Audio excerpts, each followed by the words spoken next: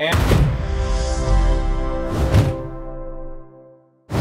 now, the real fun in audio for your project is sound design. And we're not talking about just throwing in a few sound effects here. We're talking about the creation of new custom sounds that are designed for your piece. So where do we start? Well, there are two aspects of sound design that you need to consider. The creative one and the technical one. Let's get technical first. Technical. Technical. So let's say we want to create a sound. In designing one, we'd combine a bunch of different sounds to generate something new. But they need to be balanced so that the elements in each sound you want to hear can be heard. Usually you just can't stack a dozen sounds on top of each other. So every sound you hear covers a full range of frequencies, but we only hear the strongest aspects of them. Imagine an equalizer. We have highs, mids, and lows. And if you're creating a sound, you need to make sure that each sound you combine isn't occupying the entire spectrum. You don't want to combine two sounds with a lot of bass, because then you just get a bunch of garbling. Bass garbling. This can be achieved by using sounds that are naturally on different ends of the spectrum, or you can force them to be like that with an equalizer. All right, so what about the creative side of things? The creative process is really all about abstraction, finding ways to make great sounds regardless of whether they're actually from the actual source or not. You'll often hear how gunfire sound effects are combined with cannon fire,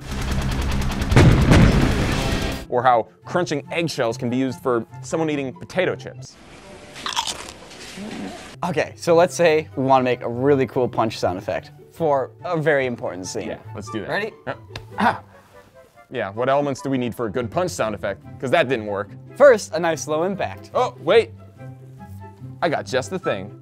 Niko, be my guest.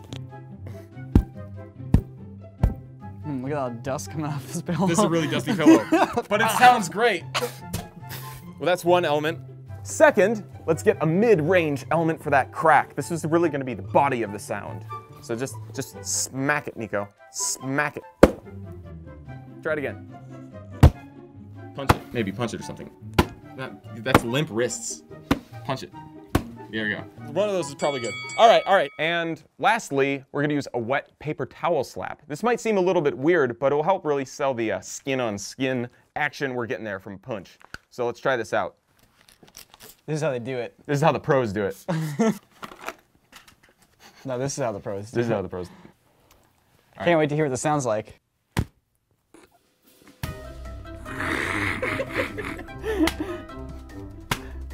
Wait, can I make a sound?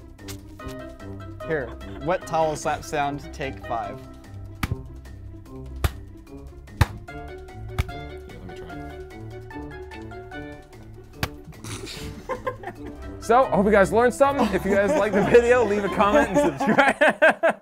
Okay, so we stack all these things together, and they sound kind of cool. You may have noticed we have taken 3 sounds that are naturally in different ranges, high, mids, and lows, but we can make them better with our EQ, because each sound is still bleeding into each other.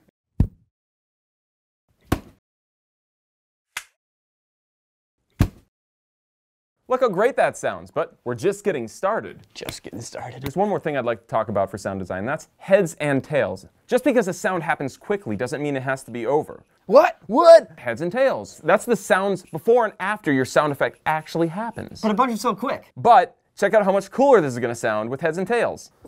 Make me a whoosh sound. A whoosh action will help sell the motion of the punch. Whoosh. So we got a whoosh for the beginning, a whoosh into the punch, and a little bit of crunching and squishing for the aftermath will help for a lingering pain feeling. Oh, I have just the thing. Lingering pain squish, take 2. Oops. It was much more wet than I expected. So, you know, you have a punch and you have like a whoosh sound before that punch. You might think you want like an airy whoosh, like if you take a stick and like swing it through the air as fast as you Like can. a broom handle. But instead, think of it instead as the whoosh of cloth sliding against itself. Because that's actually more what you're hearing. Your hands aren't moving so fast they're leaving air whooshes. You're actually just getting cloth whooshes.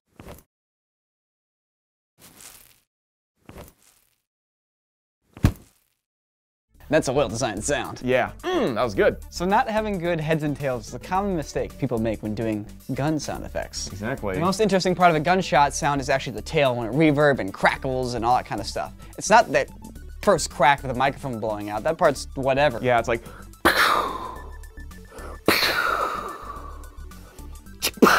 See, heads and tails.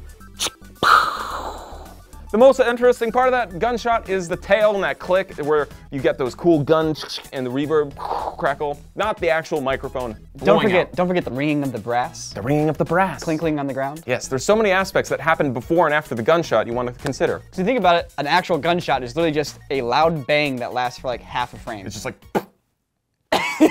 That's what a real gun sounds like when you don't have a cool environment to shoot on. Yeah. It's like... Yeah. So we hope you guys So we hope you guys learned something from this video. I believe that someday you will all become pros at this. You'll know you've made it when you can create a sound design with motion in it and other fancy topics. But that's a whole nother video. If you guys enjoyed this video or have any questions, leave a comment below or send us a tweet on Twitter at Corridor Digital. Also, if you like the sweet t-shirts that we usually wear in videos, not this particular one, you can check out corridor-digital.com to purchase one for yourself and your friends. So between all these videos, I hope you guys are off to a good start in your sound journeys, and hopefully this improves the quality of your videos, because, you know,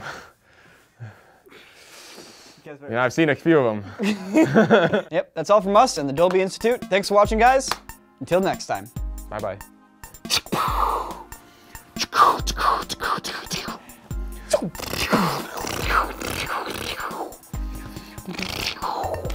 Anyways, like that. Just because a sound happens quickly doesn't mean it's gotta be over. It's just like how I wish the Matrix never ended.